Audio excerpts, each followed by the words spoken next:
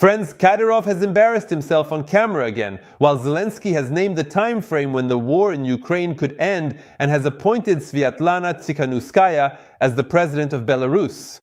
China is slapping Putin on the wrist. Xi Jinping is against the shelling of Kyiv. At the same time, Duma Speaker Volodin is officially threatening Ukraine with a nuclear strike. Hello, this is the Pritsele Project. I'm Vladimir Timoshenko. Let's begin.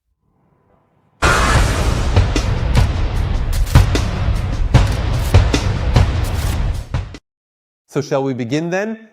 You surely know what we're starting with the Chechen disgrace by the name of Kadyrov. He just started advertising an energy drink. You think I'm joking? No, P. And this is happening while Putin isn't exactly supporting Kadyrov's candidacy in the upcoming so-called elections in Russia. Take a look at this mess. Now for our regular segment, no comments. The very best MDRON, the completely harmless little drone, the incredible body tracking drone, and even the energy drink drone. What exactly is this remarkable device? Ah, what a truly wonderful and versatile drone. Sumliad and Summit Pobeza drone. Dirbon. So Dirbon.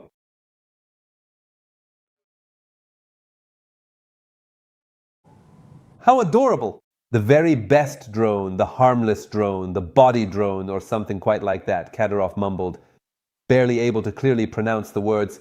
Yes, that's actually him heavily promoting his son Adam's new energy drink during the recent Super Enduro Cup competition held in the region. Let me remind you, what is the ultimate irony here? It is that Kadyrov himself, back in 2013, implemented a total and complete ban on all energy drinks in Chechnya, claiming they cause uncontrollable aggression and deep depression, even comparing them to dangerous poisonous substances.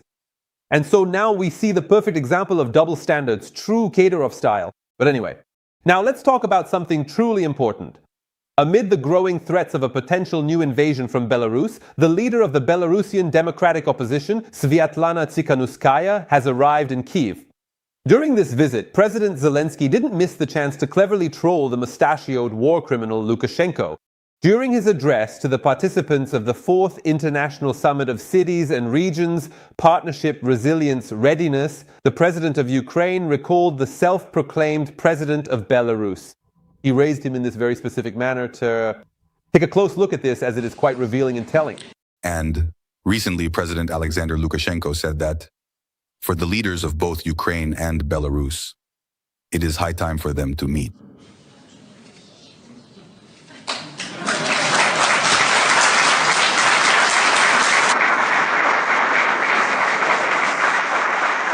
It actually turned out interestingly. Lukashenko said this, and then Sviatlana Tsikhanouskaya arrived on the scene.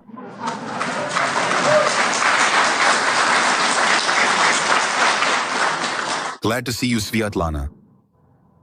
Additionally, the publication Ukrainska Pravda reports that on the eve, President Zelenskyy met with the Servant of the People faction, during which he discussed the future prospects for ending the war and the national economy. Zelenskyy allegedly noted that in 6 months, Russia could be forced into substantive negotiations and a final end to the war.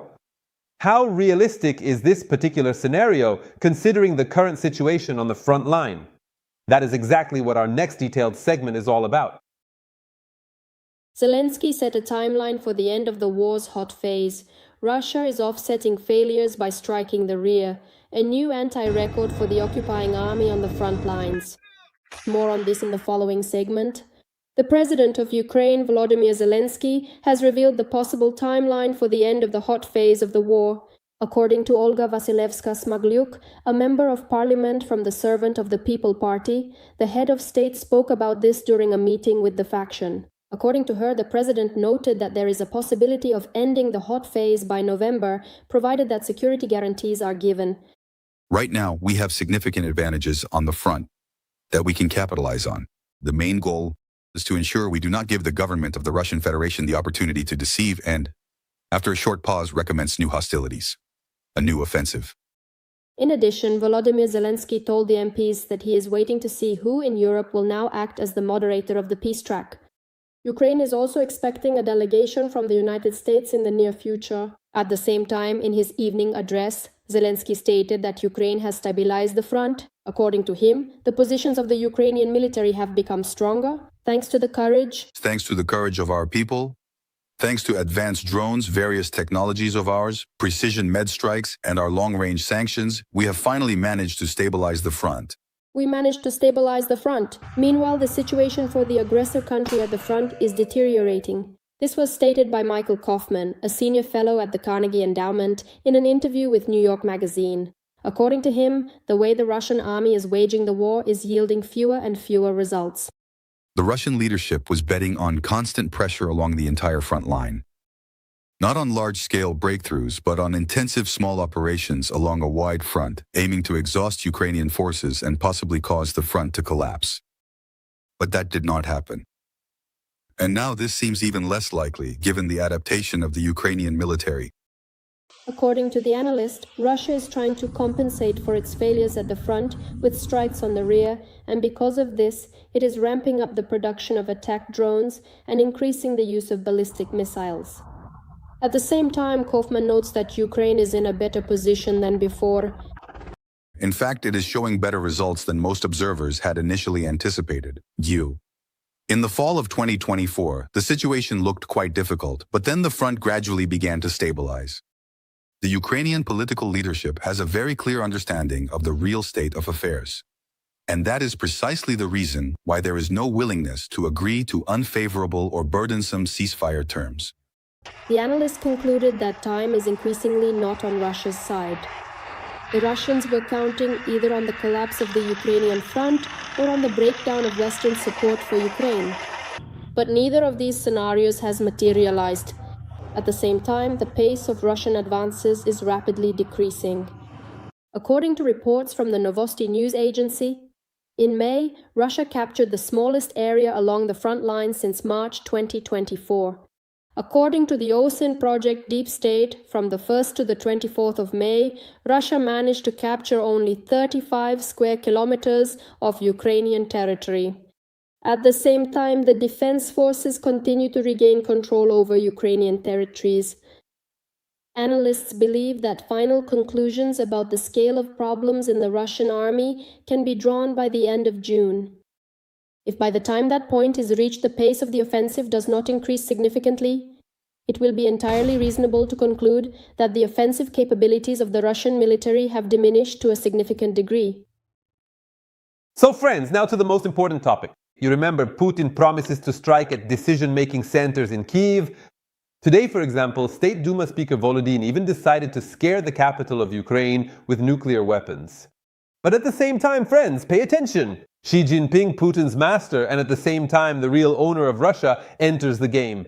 In response to a specific inquiry, Chinese Foreign Ministry spokesperson Mao Ning, while providing commentary regarding Russia's threats to launch systematic strikes on targets in Kyiv, called on all the relevant parties to refrain from further escalating the ongoing hostilities. What, in fact, is hidden behind such a convoluted wording? We will have more on this in the following segment. Russia continues to escalate its threats not only against Ukraine but also against NATO countries. And against this backdrop, an unexpected signal came from China, the Kremlin's main international partner. Mao Ning, spokesperson for the Chinese Foreign Ministry, commenting on Russia's threats to launch new systematic strikes on Kyiv, stated that China opposes further escalation and urges both sides to return to dialogue. According to the Chinese diplomat, negotiations remain the only way to resolve the war. This statement was made immediately after Moscow effectively announced a new wave of strikes on the Ukrainian capital. The head of the Russian Foreign Ministry, Sergei Lavrov, conveyed a message from Vladimir Putin through U.S. Secretary of State Mark Rubio about Russia's readiness to launch new strikes on Kyiv. But just a day later, contradictory statements began to emerge within Russia itself. The head of the State Duma Defense Committee, Andrei Kartapolov, stated that Russia supposedly does not intend to attack the Verkhovna Rada or the office of the President of Ukraine, since, according to him, they are not centers of decision-making. At the same time, the Kremlin is expanding its list of external enemies. Now, Russian officials are accusing the Baltic states of allegedly allowing Ukraine to use their airspace to carry out strikes on Russian territory. Latvia has also come under another wave of Russian propaganda attacks. Moscow claims that support for Ukrainian drone attacks is allegedly being provided through the Baltic countries. Riga has categorically rejected these accusations, emphasizing that Ukraine possesses its own long-range drones capable of striking targets on Russian territory. Experts believe that such accusations are linked to the Kremlin's attempt to explain to its own population why Ukrainian drones regularly reach the Moscow, Leningrad, Yaroslavl, and other regions of Russia. At the same time, Moscow is showing signs of preparing for a prolonged war. There has been a sharp increase in the number of mobilization orders in Russia. Citizens are being summoned to military enlistment offices under the pretext of updating their personal information, and interest in the topic of mobilization has reached record levels in search engines. In addition, Vladimir Putin has signed new benefits for those wishing to go to war against Ukraine. New contract soldiers and their families are being promised debt forgiveness of up to 10 million rubles, as well as additional social privileges. Against this backdrop, China's position is particularly telling. While the Kremlin threatens Kyiv with new strikes, accuses the Baltic states, and continues to ramp up military mobilization, Beijing is publicly calling for an end to the escalation. This is a signal that Moscow would clearly prefer not to hear. Friends, subscribe to Union to know the truth about what is happening in Ukraine in the rest of the civilized world, and, as they say, in the abyss that is modern Putin's Russia. And by the way, speaking of the Russian abyss, do you know how the nasty little Putin is now luring his loyal Russians into the war? Well, we're about to tell you. So, the Russian dictator Putin has allowed participants in the war against Ukraine and their families not to pay off overdue loans. And by the way, for the first time, the head of the aggressor country allowed soldiers of the occupying army and their relatives not to repay overdue loans back in November 2024. So to speak, Putin is repeating himself. Now that's what you call my respects. Listen, those Kremlin elders would be better off thinking about how to defend their Kaliningrad from the EU. Cannon fodder definitely won't help them with that issue. What do I mean by that? Now pay attention, this is going to be very interesting. For the first time, a drone threat has been declared in the Kaliningrad region. But the propagandists did warn that the EU was preparing to occupy this Königsberg. But for now, it's only about drones. By the way, it could even be a Ukrainian drone, who knows? And as for the Russian war correspondents, they're honestly in shock. They write that everything is calm in Valdai, meaning Putin's residence. So there's no need to worry. The main grandpa's body is very well protected, according to their various Telegram channels. Listen, this topic really deserves a separate stream. How the Ukrainian armed forces are tearing the occupiers apart. And as for the claim that Putin's main grandpa body is protected, I definitely wouldn't jump to such conclusions. Who is Putin anyway? A KGB officer back in the Soviet Union and later an FSB agent during Yeltsin's time. So the SBU just recently struck the headquarters of the Russian FSB in the Kherson region? About 100 occupiers were killed or wounded. President Zelenskyy reported this. I think that in the near future, the main swamp FSB agent, that is Putin, might get hit too. And here are the details. Special forces from the SBU Special Operations Center struck the Russian FSB headquarters located in Stepnohirsk in the temporarily occupied Kherson region. This was reported by President Volodymyr Zelenskyy. The headquarters of Russian FSB personnel was hit, and a Pantsir S-1 air defense system was destroyed on our temporarily occupied territory. Thanks to this single operation alone, Russian losses amounted to about 100 occupiers killed and wounded. Zelenskyy also published a video showing several drones simultaneously striking buildings. As the Ukrainian leader emphasized, Russians must feel that they need to bring this war of theirs to an end. Ukrainian medium and long-range sanctions will remain in full effect.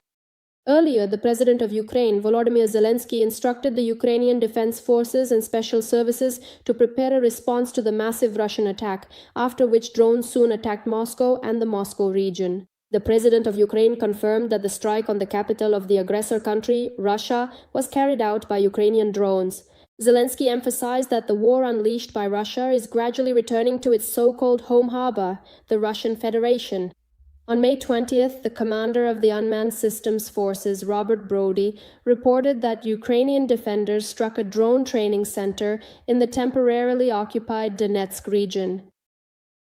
The destruction of 65 cadets and the head of the PPK Berry Center, a doctor of science at the Academy of Rocket and Artillery Sciences, has been confirmed. The number of wounded is being clarified. The military official specified that ammunition is detonating in the basement rooms. So, well, the situation over there in their swamp of civilization is heating up. Bashkortostan is burning too. Military facilities, of course. So, just recently, the Intekim oil depot in the village of Kandri caught fire. That's the same Republic of Bashkortostan. All of this looks very strange because not long ago, there was an explosion at the Nurlina oil pumping station. That's in the same republic. Well, maybe there's a local sabotage group at work because it's kind of strange, to explain explosion after explosion like this. Supposedly no drones have come, although who really knows? Listen, for that nasty little Putin, all this is just child's play. Here's the thing. The legendary Azov is beginning the return of their native Mariupol. What do I mean by that? Here's the point. In the first corps of the National Guard, Azov demonstrated the destruction of occupier targets near the Russian border, specifically on the Mariupol-Taganrog and Mariupol-Volnovakha highways. Verbatim. Azov plans to clear the border area around Mariupol of invaders. This is reported by the pilots of the First Corps of the National Guard of Ukraine, Azov. They are already carrying out the task of striking targets near the Russian border. And you can actually see how various military facilities and heavy equipment are burning along the Mariupol-Taganrog and Mariupol-Volnovakha highways. And there will definitely be no safe Azov region for the occupiers anymore in the future. But moreover, I want to tell you this. There are no safe places for Russian soldiers anywhere. Want some proof? Well, here you go. Here is a very telling and detailed map that we have prepared especially for you to look at today. Let's take a look at it. An updated map of strikes on Russian logistics. Look, there are more and more points. The red ones are strikes on key routes, the white ones are other mid-level strikes. That dense cluster of bright red dots located between Mariupol and the Russian border, down in the lower right corner, is mostly comprised of strikes from today's Azov video. If you are looking for even more specific details regarding these locations, here you go. Especially for you, we've prepared this very video. This is a Russian convoy destroyed by drones 100 kilometers from the front line. The logistics of the armed forces of the Russian Federation are experiencing some problems. Now it's clear why there's such hysteria about strikes on Kyiv, which the Russians are announcing, right? And at this very moment, let's talk about the most recent and significant achievements of Ukrainian drones located far within the Russian rear. Let's watch the report and draw the appropriate conclusions. There will no longer be a safe Azov region for the Russian occupiers.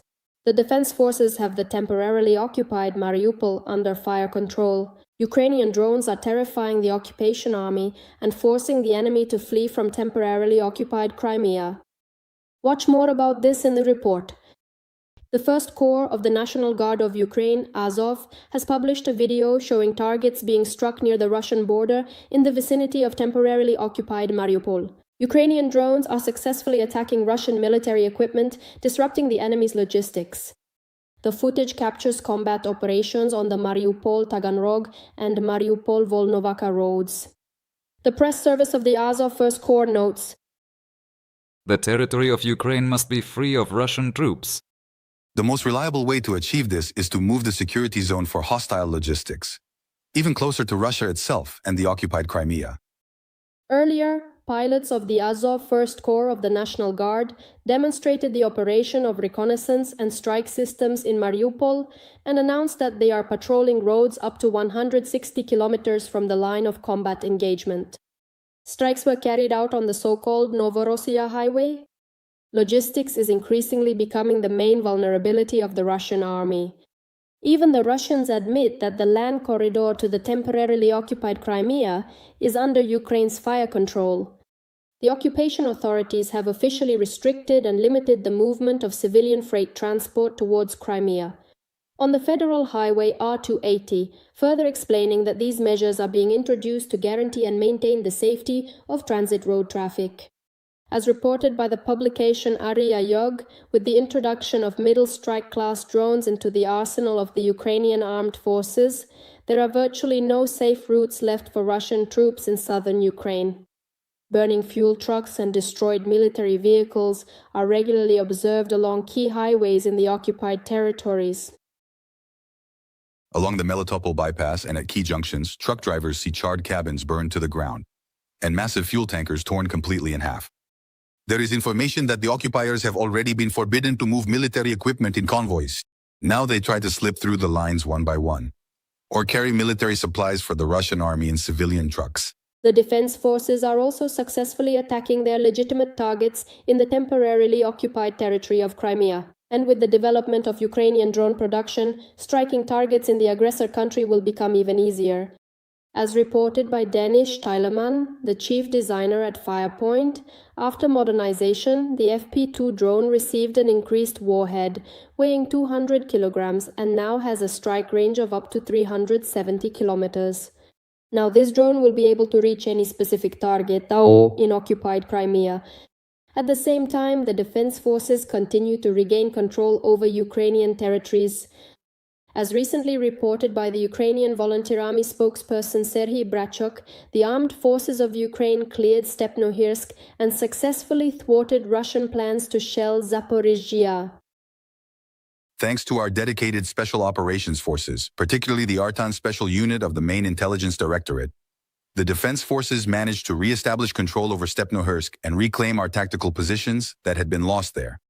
According to data from the Institute for the Study of War, Mala Tokmachka has also been liberated in the Zaporizhzhia region. In addition, Ukraine's defense forces have regained control over the village of Otradne in the Kharkiv region and the surrounding areas. And here's another very telling story about how Russian military commanders are stealing from their own conscripts. Here's what I mean.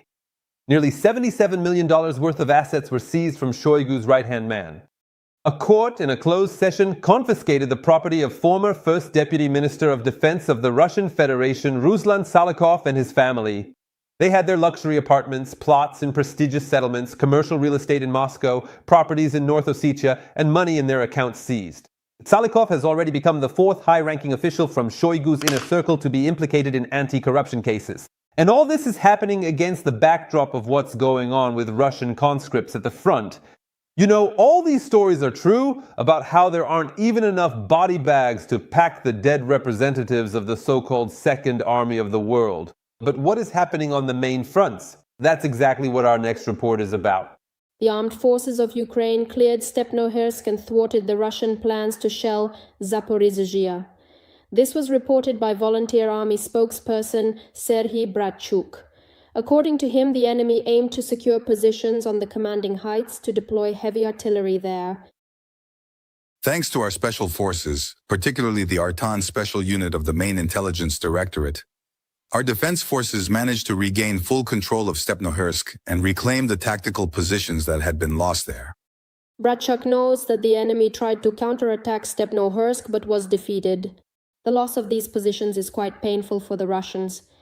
The spokesperson for the Ukrainian Volunteer Army also said that the situation at the front forced the occupiers to redeploy some of their units to the Mariupol direction, where extremely intense fighting is currently taking place. Meanwhile, Ukraine's defense forces are keeping the occupiers' land corridor to temporarily occupied Crimea under fire control. As reported by the publication Aria Yug, thanks to the introduction of middle strike class drones into the Ukrainian armed forces arsenal, there are virtually no safe routes left for Russian troops in southern Ukraine. Burning fuel trucks and destroyed military vehicles are regularly observed along the key highways of the occupied territories. The article notes this. On the Melitopol bypass and at key junctions, truck drivers frequently witness truck cabins burned to the ground and tankers ripped in half. There is information that the occupiers have already been forbidden to move military equipment in convoys. Now they try to slip through one by one or transport cargo for the Russian army in civilian trucks.